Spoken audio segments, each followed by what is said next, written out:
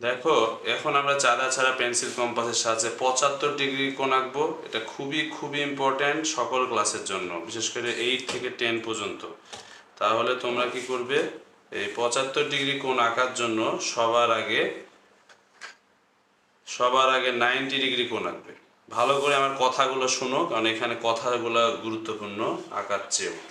তো এখানে আমরা যে কোনো একটা ব্যাসার্ধ বা বৃত্তচাপ নিব, দিয়ে এই যে ঠিক যেভাবে 90 ডিগ্রি আমরা আঁকি সেভাবে এখান থেকে ধরে আবারও আরেকটি বৃত্তচাপ দিব, পুনরায় এখানে বসিয়ে আরেকটি বৃত্তচাপ দিব।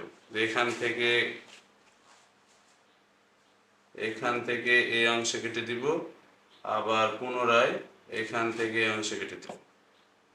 একটু ছোট হয়েছে তাই আবার দিচ্ছি। তো এই যে 90 ডিগ্রি পেয়ে গেলাম। এখন এই জায়গাতে একটা কিন্তু গুরুত্বপূর্ণ আলোচনা আছে, একটু খেয়াল করবে কথাগুলো আমার। যে 90 ডিগ্রি আঁকার ফলে এখানে যখন আমরা এই যে অংশটা কেটেছিলাম, এটা কত ডিগ্রি হয়েছিল মনে রাখবা, এটা 60 ডিগ্রি হয়েছিল। আর এই যে ছোট্ট ফাঁকা অংশটা, এটা হলো কত ডিগ্রি, 30 ডিগ্রি। তাহলে খেয়াল করো, 60 ডিগ্রি আর 30 ডিগ্রি কত ডিগ্রি হয়েছে, 90 ডিগ্রি। এখন আমরা কি করব, 30 ডিগ্রিকে অর্ধেক করব, তাহলে কি হবে, 60 যোগ 15 ডিগ্রি সমান হবে 75 ডিগ্রি। আশা করি বুঝতে পেরেছো এবার। তাহলে 30 ডিগ্রিকে আমাদের অর্ধেক করতে হবে, আর অর্ধেক করা মানে মনে রাখবা অর্ধেকের বেশি ব্যাসার্ধ নেওয়া। তাহলে অর্ধেকের বেশি বা পুরোটা নিয়ে এই জায়গাতে একটা বৃত্তচাপ আঁকবা, আর এই পাশ থেকে একটা বৃত্তচাপ আঁকবা।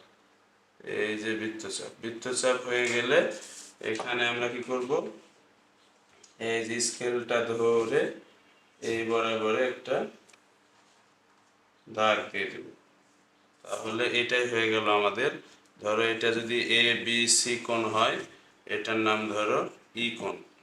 তাহলে আমাদের 75 ডিগ্রি কোণ হয়ে গেল। এখানে মনে রাখবা ই বি সি কোণ সমান 75 ডিগ্রি।